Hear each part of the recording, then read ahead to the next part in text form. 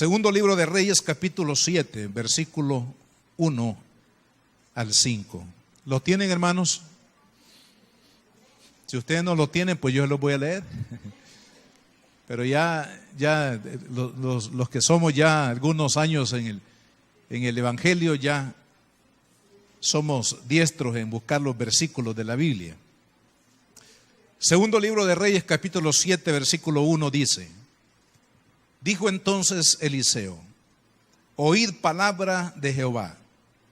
Así dijo Jehová: mañana a estas horas valdrá el seah de flor de harina un siclo, y 2 seah de cebada un siclo, a la puerta de Samaria. Y un príncipe sobre cuyo brazo el rey se apoyaba respondió al varón de Dios y dijo: si Jehová hiciese ahora ventanas en el cielo, ¿sería esto así? Y él dijo: he aquí, tú lo verás con tus ojos, mas no comerás de ello.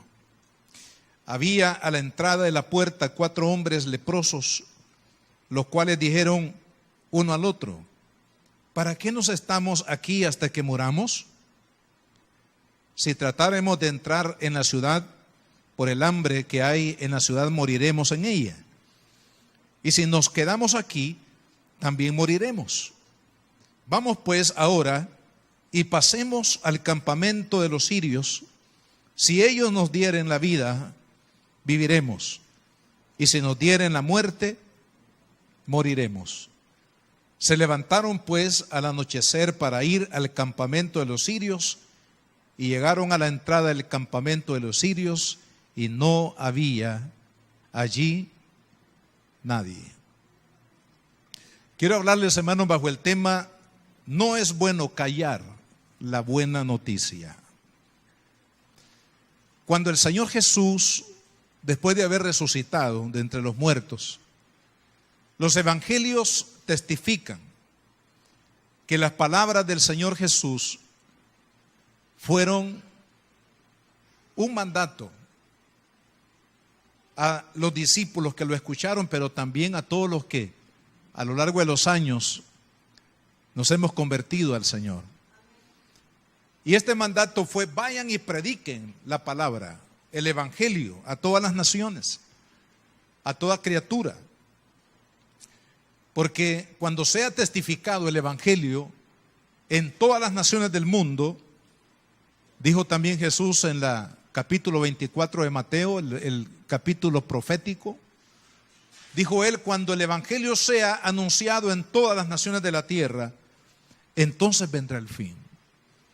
El mandato de Jesús, hermano, fue de que la iglesia, decir de que cada uno de sus discípulos, los que lo oyeron en el momento que él lo declaró, y en los que oiríamos a lo largo de estos siglos que han pasado, el mandato de Jesús fue ir y predicar el evangelio. ¿Por qué? Porque la misma palabra evangelios, es la palabra del griego, significa buena nueva. El evangelio es una buena noticia, hermano. Aunque algunas personas no quieren oírla, no quieren oír la buena noticia del evangelio, prefieren oír otro tipo de noticias. Pero el evangelio en sí, la predicación, hermanos, de la palabra de Dios, es una buena noticia que todo mundo tiene que oír. Amén. Nosotros acá en el país hemos sido bendecidos porque Dios, en su infinita gracia, abrió puertas hace algunos años, hermanos, en nuestra república y en otros países de América, para que se predicara con libertad el evangelio de Cristo. Pero obviamente tenemos que seguir predicando. Y en algunos países, hermanos, donde se ha cerrado la oportunidad para la predicación, aún más se necesita predicar la buena nueva. Pero predicar la buena noticia del evangelio es una decisión que cada uno de nosotros debemos de tomar ante la orden o el llamado de Cristo. Hermanos, cada uno de nosotros tenemos que hacer nuestro propio esfuerzo y nuestra propia decisión para darle curso a este mandato de Cristo de llevar su palabra. Por eso es que queremos hablar bajo este tema este día, basado en este pasaje. No es bueno callar la buena noticia. Quiero que veamos en este pasaje de la Biblia tres cosas particularmente.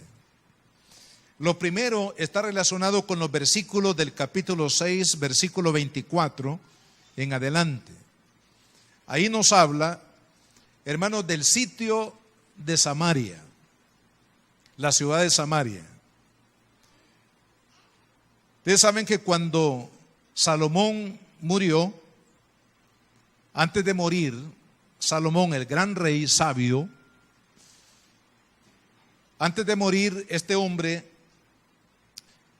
había cometido algunos pecados, algunos errores que le costaron prácticamente mucho de lo que Dios, de la responsabilidad y de la bendición que Dios había derramado sobre Salomón y sobre el pueblo de Israel a causa del pecado. El pecado echó a perder, hermanos, algunas virtudes y bondades que Dios había derramado sobre la nación de Israel, al grado que con la muerte de Salomón, el reino de Israel se dividió en dos partes. La parte del norte, cuya capital era Samaria, es de la cual habla aquí este pasaje de la Escritura. Y la parte sur, cuya capital era Jerusalén. En estas dos partes quedó dividida, hermanos, la gran nación de Israel a causa de la misma rebelión e idolatría del pueblo. Ahora, notemos, hermanos, cómo definitivamente cuando el hombre no es fiel a Dios, y especialmente cuando hablamos del pueblo de Dios, las calamidades, hermanos, pueden venir. Muchas veces las calamidades que una persona sufre no son simplemente los efectos naturales de por ejemplo, de un país pobre, de una nación pobre, sino que muchos de los problemas humanos están relacionados, hermanos, con consecuencias de actitudes, acciones de partes nuestras del hombre hacia Dios. Y eso lo podemos ver a lo largo de la Biblia. Hermanos, los tiempos de juicio sobre la nación de Israel, muchos de estos juicios que cayeron sobre la nación de Israel fueron el resultado precisamente de que este pueblo se rebeló contra Dios. Y aquí vemos uno de esos momentos difíciles para la nación de Israel, porque dice la palabra que el rey, versículo 24, dice: después de esto aconteció que Ben-Hadad, rey de Siria, reunió todo su ejército y subió y sitió a Samaria. Ahora, el sitio de Samaria, ¿qué significa esa palabra sitiar? La palabra sitiar o sitio significa rodear una ciudad, prácticamente levantar una muralla militar alrededor de una ciudad, como lo era común en aquel tiempo. Las ciudades tenían murallas. Una ciudad que no tenía murallas era una ciudad que era vulnerable a los ataques de los enemigos externos, ¿verdad? Naciones vecinas, etcétera. Ahora, sitiar una ciudad implicaba cerrarla totalmente para que no hubiera acceso de alimento, ni acceso de agua, ni todas aquellas cosas que eran necesarias para la vida del ser humano. Ahora, ¿con qué propósito? De que los pueblos se rindieran ante los invasores. En este caso, se habla del rey de Siria, que es el que sube a la parte norte para sitiar o rodear la ciudad de Samaria. Hermanos, ¿qué causó? Fíjense los efectos tan destructivos que causó el sitio de Samaria. Para que tengamos un ejemplo, en el versículo 25 dice, estamos en el segundo libro de Reyes, capítulo 6, versículo 25. Hubo gran hambre en Samaria. ¿A consecuencia de qué? Dice del sitio. O sea, que había sido rodeada por un ejército enemigo para no permitir que hubiera acceso de alimento ni de agua para que la ciudad se rindiera. Dice tanto que la cabeza de un asno se vendía por 80 piezas de plata, y la cuarta parte de un cab de estiércol de palomas, que era un tipo de alimento, por 5 piezas de plata. Prácticamente nos está diciendo la inflación, el poder comprar una porción de alimento era prácticamente, se tenía que dar riquezas, tesoros, porque a causa, hermanos, del hambre que había por el sitio de la ciudad, los alimentos obviamente escaseaban, y poder comprar un plato de comida representaba una fortuna. Tan grave era la situación. Y vea también otro ejemplo que menciona aquí la palabra para que veamos la gravedad en la situación que se encontraban estos siervos ahí. Versículo 28 dice: y dijo el rey, ¿qué tienes? Ella respondió: esta mujer me dijo, da acá a tu hijo y comámoslo hoy, y mañana comeremos el mío.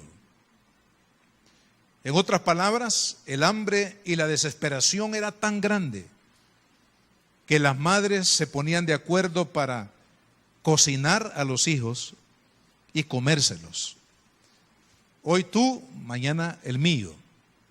Y eso dice aquí la palabra. Imagínese usted la desesperación, hermano, a causa de la gravedad de la circunstancia en que estaba viviendo este pueblo, al grado del canibalismo, de comerse aún sus propios miembros de su familia. Ahora, hermanos, quiero que veamos esta fotografía de la necesidad que había en aquel tiempo a causa de los problemas que enfrentaba Israel, que lo podamos comparar con las situaciones tan difíciles que hoy en día el mundo está viviendo. Porque hay crisis en el mundo. No sé si alguno de nosotros nos hemos dado cuenta de eso o no. Me imagino que todos los que estamos acá sabemos que hay crisis, hermanos, espiritual, porque muchos no quieren nada con Dios, rechazan el mensaje de la Biblia, rechazan la palabra de Dios. Algunos ya no quieren congregarse, algunos ya no quieren definitivamente valorar los principios que antes valoraban. No solamente podemos ver la crisis en el mundo, hermanos, en lo que respecta a las cosas espirituales o a las cosas que se realizan en la iglesia, sino también en la parte moral del hombre. Imagínense hoy la desvalorización del matrimonio, el descuido de la familia, la idolatría. Hermanos, los pecados que tienen que ver con la destrucción de la familia, la rebelión social, la desobediencia social. Hermanos, ¿cuántas cosas podríamos mencionar este día que son señales que nos indican el deterioro, la necesidad tan grave que vive el mundo? Hoy, hermanos, Satanás en el ámbito espiritual ha sitiado la vida de la iglesia y ha provocado una crisis interna en la iglesia, precisamente porque el objetivo del enemigo, hermanos, es traer, que dijo Jesús en el Evangelio de Juan, que el ladrón no viene sino para robar, para matar y para destruir. Pero la buena nueva es que Cristo vino para que tengamos vida y vida en abundancia. Pero, hermanos, el sitio de Samaria y todo lo que representó para Israel muerte, destrucción, es una fotografía de lo que está pasando hoy en día en las naciones, en las ciudades como la nuestra, donde nosotros estamos aquí este día. Ahora, pero vea la segunda cosa importante en esta historia, que ante ese panorama tan oscuro, tan deprimente del sitio de Samaria y la muerte y destrucción que eso provocó a muchos de los que vivían allí, hermanos, vemos un rayo de esperanza a través de una palabra profética. Yo le llamo a esto el mensaje de Dios en medio de la crisis, porque Dios es el primero, hermanos, que está enterado de una manera total, pero también interesado en poder ayudar a los pueblos y a las naciones, hermanos, para salir de esos atolladeros, de esas crisis que afectan no solamente la parte espiritual, sino también familiar, moral, económico, para un pueblo. Pero Dios siempre es un Dios de segundas oportunidades. Dios siempre tiene, hermanos, un camino de salida. Dios no va a dejar a su pueblo abandonado o tirado en el camino. Si usted se ha convertido en una hija de Dios, en un hijo de Dios, que si a lo mejor por alguna situación, algún pecado, alguna actitud, hermanos, hemos cosechado el fruto de ello, pero eso no quiere decir de que nuestra vida está acabada o terminada. Dios, en medio de la crisis, en medio del juicio, en medio de la necesidad, siempre Él, hermanos, tiene una palabra de esperanza para su pueblo. Y es lo que vemos aquí, cuando llegamos al capítulo 7, lo que hemos leído. El profeta Eliseo, en medio de ese panorama de Samaria tan crítico, se levanta el profeta Eliseo y dice: oigan palabra de Dios, porque así ha dicho Jehová, mañana a estas horas valdrá el seah de flor de harina un siclo, y 2 seas de cebada un siclo a la puerta de Samaria. Esta palabra profética, este mensaje, hermanos, de esperanza, vino directamente de Dios a través del profeta para que el pueblo, hermanos, se alentara y pudiera ver en el panorama de su vida, en el horizonte, pudiera ver una puerta que Dios estaba abriendo por su misericordia para ese pueblo. Y eso es lo que hace Dios. En medio de nuestra necesidad, en medio de nuestra enfermedad, Dios nos dice: yo soy tu sanador.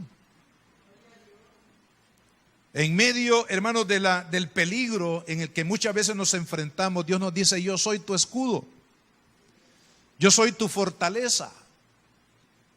En medio, hermanos, de los valles oscuros donde muchas veces tenemos que transitar y a veces nos extraviamos, el Señor nos dice: yo soy tu pastor. En medio del valle de sombra de muerte, yo soy tu pastor. Cuando no sabemos qué hacer, cuando todas las puertas vemos que están cerradas, Cristo, hermanos, viene y nos dice: yo soy la puerta. Si tú entras por mí, tú vas a encontrar pastos verdes, vas a encontrar aguas tranquilas. En otras palabras, vas a tener una respuesta en medio de tu necesidad. Hermanos, Dios le da esta palabra. Dicho de otra manera, diríamos: la crisis de hambre que está viviendo Samaria, en 24 horas yo lo voy a cambiar. Eso es lo que está diciendo Dios acá. La cebada, el trigo, mañana va a abundar. Es decir, habrá comida mañana. Y sabes que por ahí dice la Escritura que, porque siempre hay dentro de las congregaciones, hay personas muy materialistas, muy científicos, que no pueden aceptar los milagros.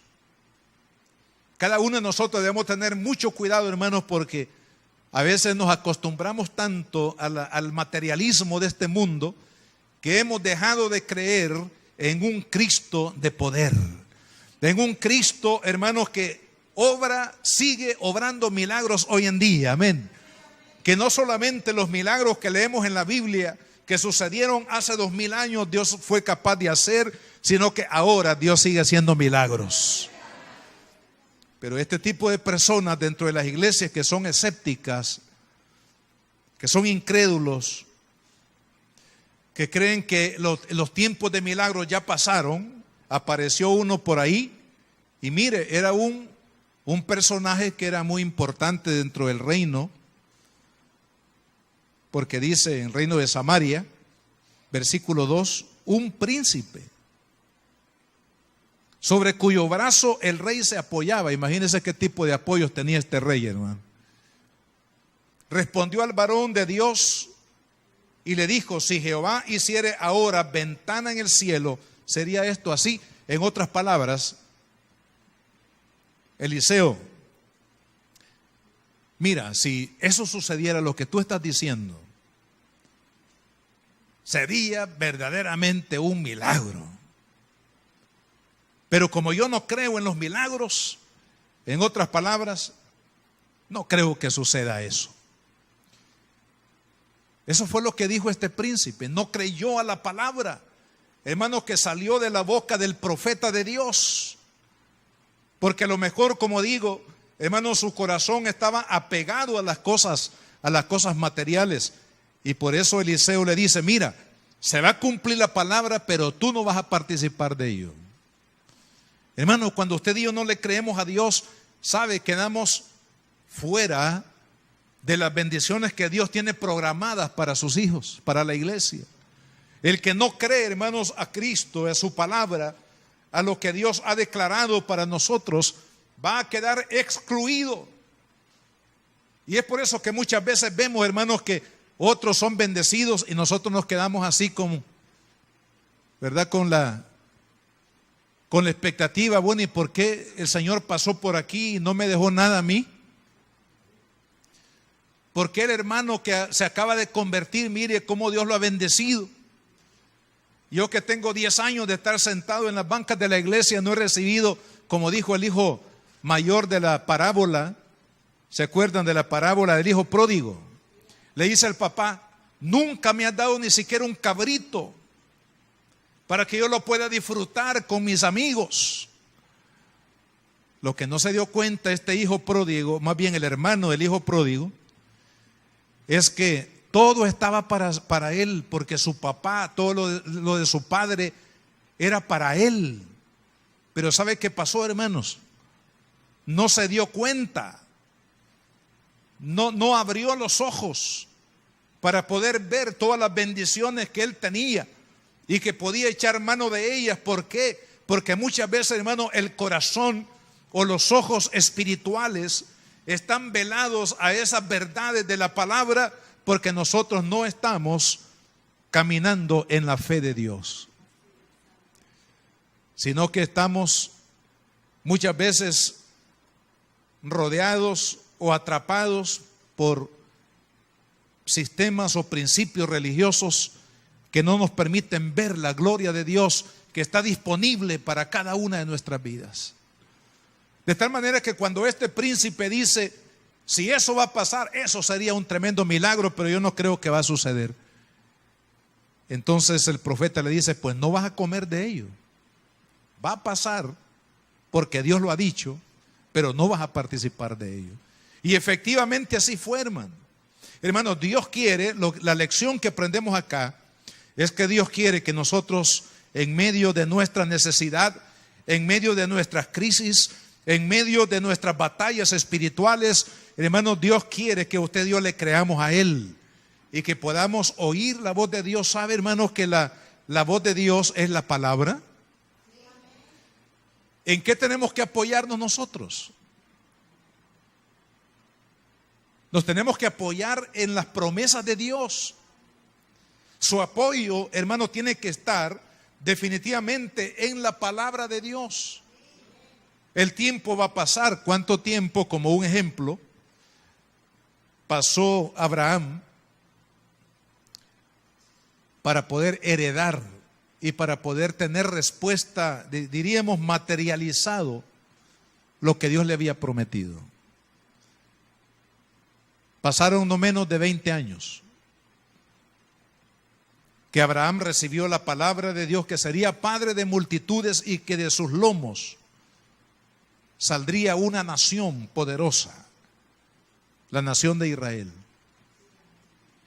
Ahora nos preguntamos, ¿cómo se puede esperar, hermano, 20 años, 30 años para poder recibir lo prometido por Dios? A veces nosotros nos desesperamos tanto que pasa un día y dice: bueno, ¿y qué pasó? Lo que me prometió el Señor. Pasa una semana Y lo que sucede es, como no nos apoyamos en la promesa de Dios, sino nos estamos apoyando en nuestros sentimientos, ¿qué sucede? Nos desanimamos. Y la siguiente semana dice, mire, si no pasó, entonces quiere decir de que Dios no le interesó. Y lo que sucede muchas veces es que nos desanimamos y hasta ya no queremos ir a la iglesia, ya no queremos orar, ya no creemos en la oración, ya no creemos en la palabra, ya no creemos en congregarnos, porque estamos tan desanimados, porque ha pasado el tiempo, hermanos, y las promesas de Dios no se han cumplido en nuestra vida. Ahora, ¿cómo esperar 20 años? La carta a los Romanos nos da una idea de qué hizo en el capítulo 4, si usted busca conmigo ahí en la escritura, qué hizo Abraham para soportar 20 años antes de ver, hermanos, la promesa de Dios hecha una realidad en su vida. Vea lo que dice la escritura. Versículo 16, 4:16 de Romanos. Por tanto, es por fe. Amén, hermanos. Es por fe. Para que sea por gracia, a fin de que la promesa sea firme para toda su descendencia, no solamente para la que es de la ley, sino también para la que es de la fe de Abraham, el cual es padre de todos nosotros. Como está escrito, te he puesto por padre de muchas gentes. Esta fue la promesa que Dios le dio. Y está relacionado con el libro de Génesis, capítulo 12, versículos 2 y 3. Dios le dio a Abraham, ¿qué le dijo Dios? Lo que está ahí entre paréntesis, te he puesto por padre de muchas gentes. Esa fue la promesa de Dios. Ahora, se tardó 20 años, más de 20 años para que eso fuera una realidad, para que él pudiera, en buen salvadoreño, como decimos, chinear, tener en sus brazos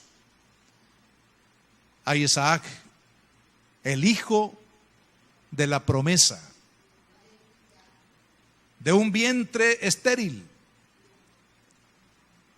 engendrado y dado a luz fuera del tiempo normal de que una mujer pueda concebir y pueda también soportar el embarazo de un hijo.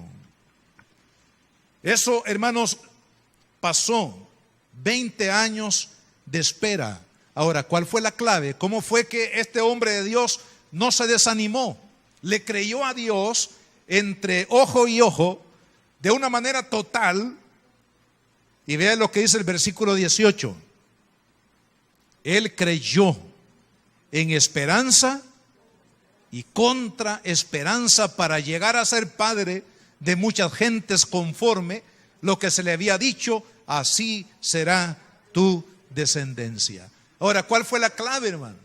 El apoyo de Abraham fue la promesa de Dios. Me imagino que todos los días Abraham decía, voy a ser padre de multitudes, gracias Padre. Y alababa a Dios con gratitud, creyendo que Dios iba a cumplir su palabra. Esto es totalmente diferente, hermanos, a este príncipe que le dijo a Eliseo, si sucede, sería un milagro, pero no creo que pase. En el caso de Abraham, dice, creyó 100% a la palabra de Dios y ahí se apoyó, hermano. No le importó que pasó un mes, un año, 2 años, 10 años, 20 años. Él siguió creyendo como al principio, hermanos, de que Dios iba a cumplir su palabra. Sigamos leyendo esta palabra tan hermosa y poderosa. Dice, versículo 19, y no se debilitó en la fe al considerar su cuerpo que estaba ya como muerto, siendo ya de 100 años, o la esterilidad de la matriz de Sara. Tampoco dudó por incredulidad de la promesa de Dios. Hay aquí cristianos que no dudan de la promesa de Dios. ¿Dónde están? Hay cristianos que no dudamos de la promesa de Dios, de la palabra de Dios. Entonces dice, sino que se fortaleció en fe, dando gloria a Dios. Y ve el versículo 21, plenamente convencido. Eso es lo que tiene que pasar en su vida y en la mía. Debemos de estar plenamente convencidos de que Dios es fiel, hermano. De que Dios es bueno, su misericordia es grande y que Él va a cumplir su palabra, que Él va a hacer, hermanos, la obra que ha determinado hacer contra viento y marea. Dios va a cumplir su palabra, plenamente convencido de que era también poderoso. Dios es poderoso para cumplir su palabra. Dios es poderoso para cumplir lo que le ha prometido, amada hermana, amado hermano, y tenemos que seguir apoyados en esa palabra, en esa promesa de Dios, porque a su tiempo se cumplirá. Quiere decir que cuando usted y yo andamos en el valle de sombra de muerte, acuérdese que el que le ha prometido, el Dios que lo salvó, el Dios que lo redimió, el Dios que lo rescató, también es el Dios que le ha prometido que usted va a llegar a la tierra prometida. Gloria a Dios. Que no habrá, hermanos, que Dios siempre abre sendas donde no hay. Que Dios siempre, hermanos, tiene una puerta que Él abre y que nadie puede cerrar. Gloria a Dios. Cuando Dios abre una puerta, hermanos, es porque Él nos quiere dar un mensaje y nos quiere decir: hijo, yo estoy contigo. Tú estás viendo el panorama negro como estas esquineras para el sonido, ¿ve? Se contrastan con la pared, ¿ve? Lo negro, lo oscuro de las tinieblas, de la prueba, de la adversidad, de la necesidad. Pero Dios dice: hijo, en medio de esa oscuridad que tú estás viendo con tus ojos físicos, yo abro puertas que nadie puede cerrar.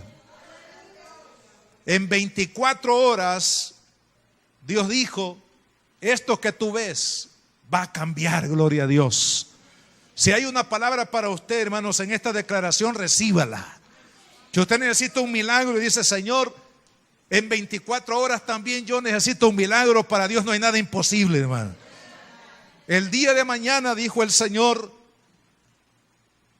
la comida que hoy escasea y que no hay, el día de mañana habrá alimento, habrá comida disponible para todos ustedes.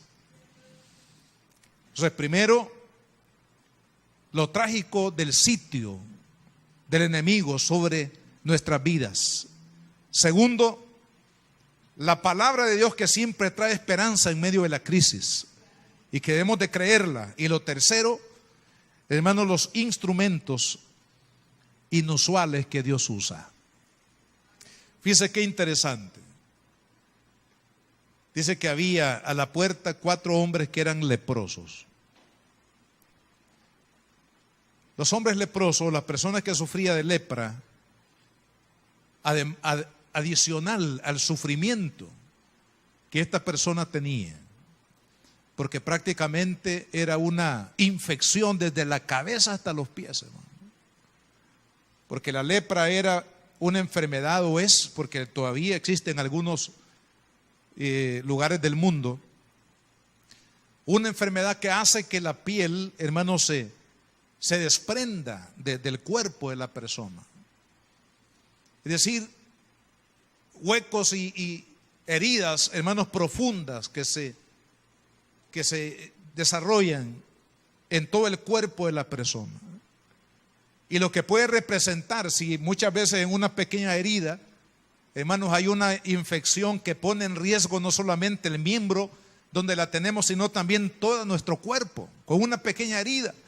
Imagínese usted la lepra por todo el cuerpo, esas heridas, esas llagas, esa carne que se desprende del cuerpo, hermanos, lo que podía representar en materia de infección, de fiebres y de todo lo demás.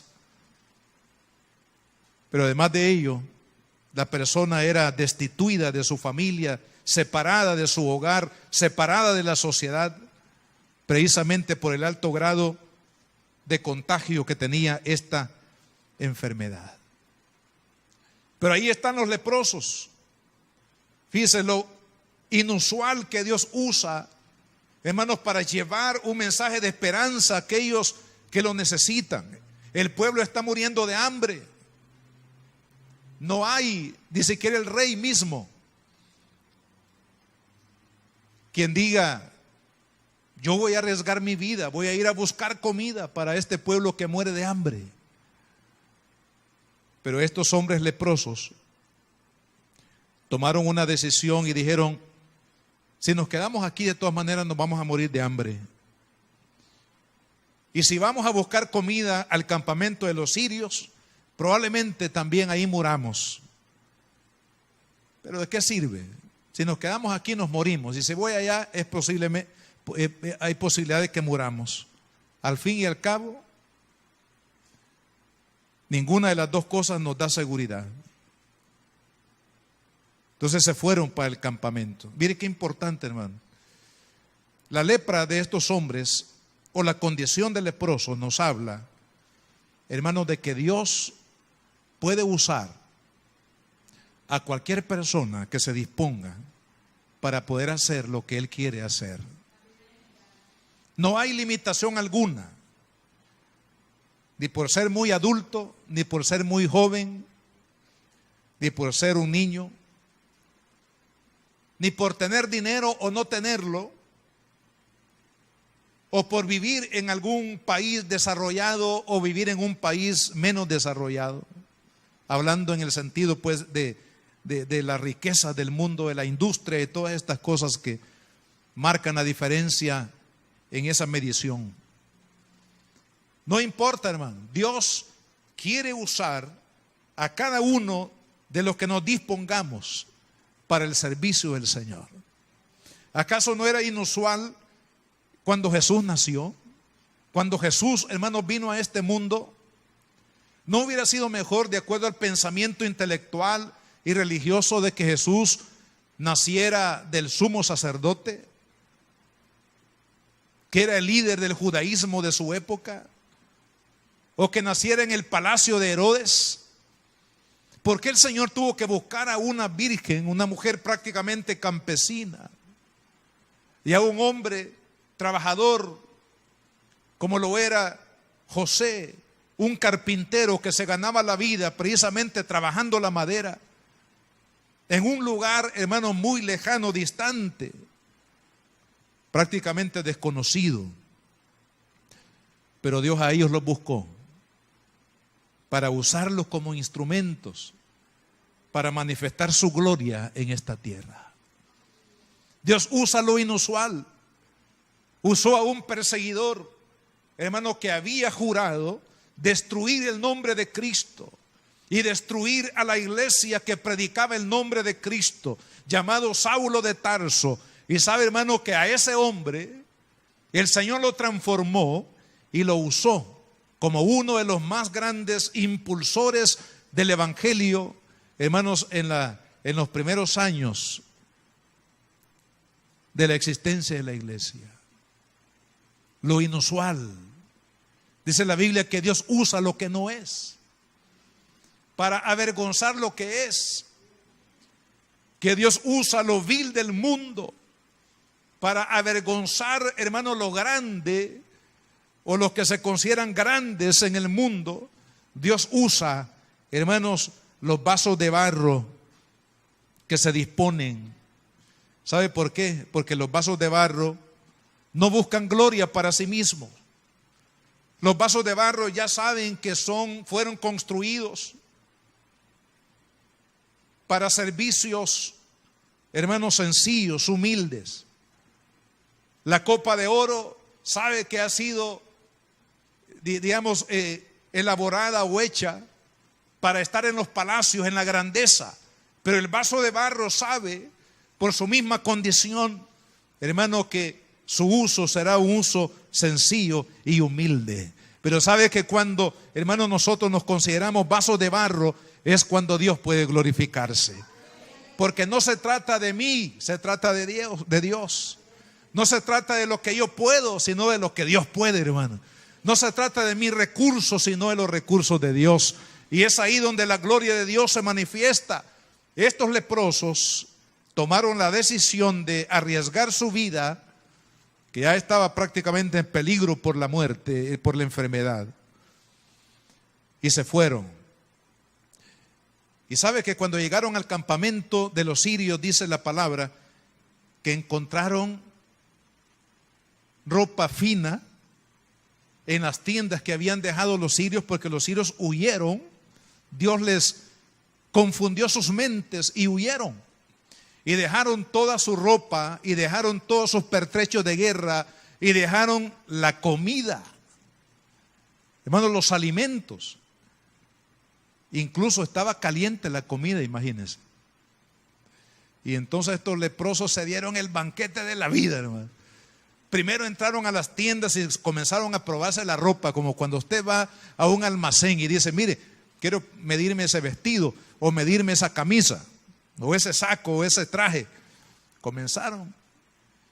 Y todo lo que les quedó, pues se lo llevaron y lo depositaron en cierto lugar.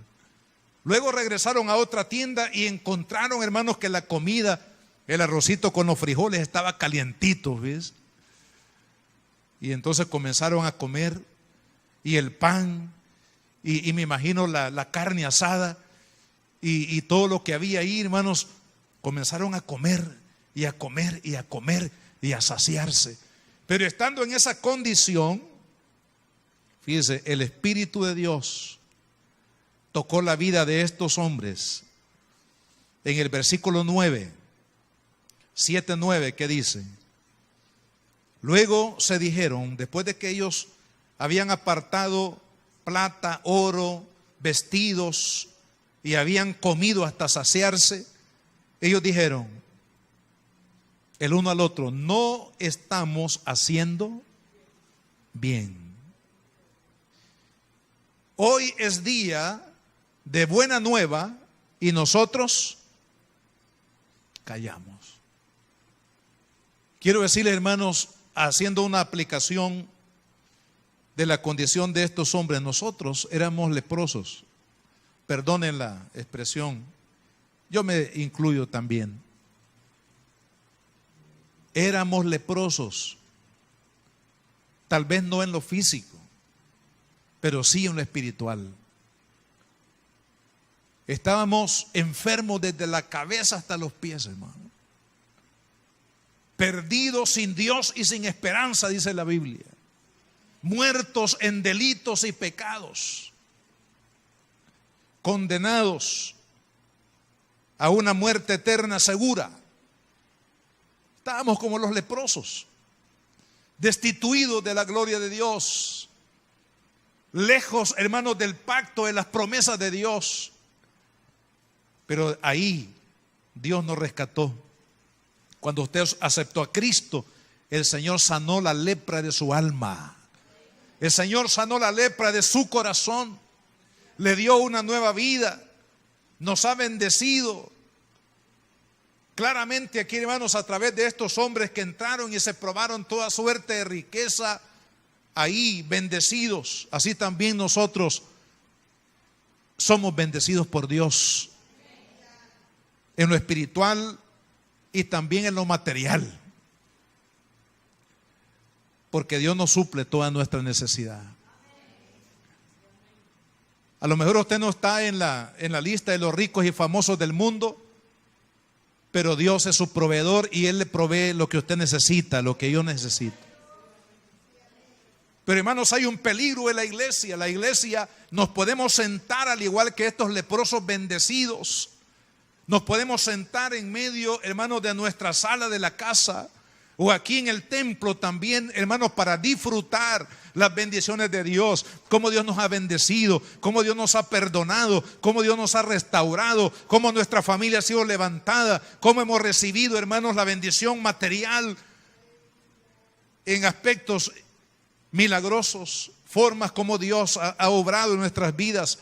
Y nos podemos olvidar de que allá en Samaria hay todo un pueblo que necesita, hermanos, comer. Que necesita, amado hermano, porque mueren. Todo aquel que no tiene a Cristo está muriendo. Muriendo en el sentido, hermanos, espiritual. Deslizándose centímetro a centímetro hacia el infierno. Si esta persona, hermanos, no recibe la gracia de Cristo antes de morir, se irá al infierno. No lo digo yo, lo dice la Biblia. Y nosotros danzando en la iglesia, ¿verdad? Danzando en el Espíritu, disfrutando de las bendiciones de Dios, disfrutando, hermanos, de la provisión de Dios, llenos de gozo por todo lo que está sucediendo en mi vida. Pero ¿qué pasa con la vida de otros? Y el Espíritu Santo nos dice en esta tarde lo que le dijo o lo que dijeron estos hombres: no estamos haciendo bien. Mire cuántas sillas vacías hay aquí. No estamos haciendo bien. Mire cuántas personas de nuestra comunidad, hermanos, mueren. Niños, jóvenes, mujeres, familias. Mire cuántas personas en nuestro entorno, amados hermanos, se están deslizando hacia la perdición a través de las drogas, de la inmoralidad sexual, a través de la idolatría, a través de la violencia y a través de tantas cosas que abaten el mundo, hermanos. Y nosotros estamos bien, estamos comiendo. Tenemos un par de piernas de chumpe aquí. Y tenemos vestidos. Y tenemos ropa. Y somos bendecidos. Y algunos, hermanos, algunas personas que han caído en la blasfemia de la prosperidad, de buscar la riqueza material como su prioridad de vida, y las almas perdiéndose, y las almas muriendo de hambre, y las madres cocinando a los hijos para sobrevivir y para comérselos y tener vida. Amado hermano, es necesario que nosotros nos demos cuenta que no es bueno callar la buena noticia. Si a usted Cristo lo salvó, comparta esa bendición, esa verdad. Esa verdad debe ser compartida no solamente con nuestra familia, sino con nuestra ciudad, con nuestro país y también, hermanos, en las naciones del mundo que necesitan oír de que hay un Cristo que un día descendió del cielo y vino a este mundo para salvar lo que se había perdido. Oremos al Señor. Padre, gracias te damos este día, Señor, por tu palabra que nos has dado este día, Señor. Gracias, Señor amado, porque sabemos que en tu infinita misericordia tú nos has bendecido a través de la salvación. Señor, ahora estamos en una condición de bendición, porque tú nos salvaste y porque tú te has convertido en nuestro Padre y en nuestro ayudador en todas nuestras necesidades. Estamos bendecidos, Señor, pero no queremos olvidarnos de aquellos que tienen hambre, de aquellos que están perdidos, sin Dios y sin esperanza. Perdónanos, Señor, si hemos tenido en nuestra vida la actitud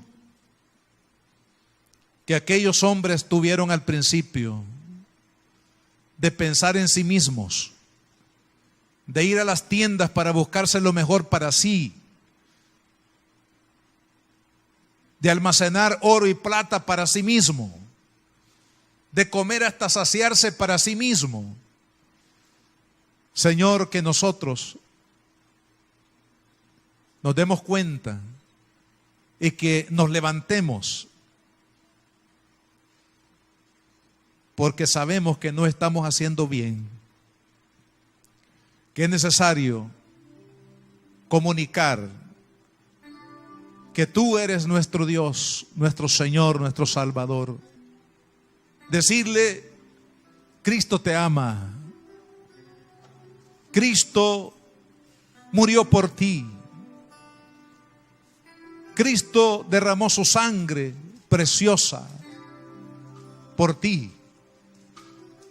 Ven a Él, Él te ama, Él quiere perdonarte, Él quiere cambiarte, Él quiere hacer de ti una nueva criatura. Esa es la buena nueva que tenemos que hablar, que predicar a este mundo que necesita de Dios. Y no sé si mientras ustedes oran, si en este culto habrá alguna persona que todavía no ha recibido a Cristo. Queremos dar esa oportunidad. Si hay alguien aquí que todavía no ha dado ese paso de fe, de entregarle su vida a Cristo, quiero decirle que la mejor noticia que le puedo compartir este día es que Jesús lo ama y que Jesús quiere perdonarlo y darle una nueva vida. Si usted le cree a Él y usted decide entregarle su corazón. ¿Habrá alguien aquí entre nosotros que todavía no ha recibido a Cristo, que quiera tomar ese paso de fe de entregarle su corazón al Señor? Si hay alguien que no lo ha hecho, o a lo mejor todos los que estamos aquí ya somos cristianos, pero que también esto, hermano, sea un desafío para que usted y yo con urgencia podamos llevar la palabra a aquellos que no la tienen. Y si usted dice en esta tarde: Señor, yo no voy a callar la buena noticia de que tú eres el Salvador del mundo, póngase de pie y dígale al Señor: Señor, yo quiero que tú uses mis labios, uses mi vida para que yo pueda llevar esa buena noticia a toda persona, comenzando con mi familia, con las que están cerca de mí, a mi alrededor. Llevarles esa buena nueva. Padre, mira, Señor, la vida de cada uno de los que estamos de pie en este templo este día y los que están allá en la distancia, Señor. Padre, comprometiéndonos, Señor, a no ser egoístas, sino a comunicar esta palabra, Señor, esta buena nueva de salvación en Cristo Jesús.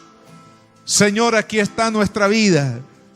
Señor, somos vasos de barro. No hay nada de excelente en nosotros, Señor. La excelencia eres tú en nosotros. Pero queremos, Señor, ser esos canales de bendición para el mundo, para los que nos rodean, Padre. Que no callemos ningún día, Señor, de predicar, de testificar de que tú eres el Salvador y que solamente en ti hay vida y vida en abundancia. Cantemos una alabanza al Señor.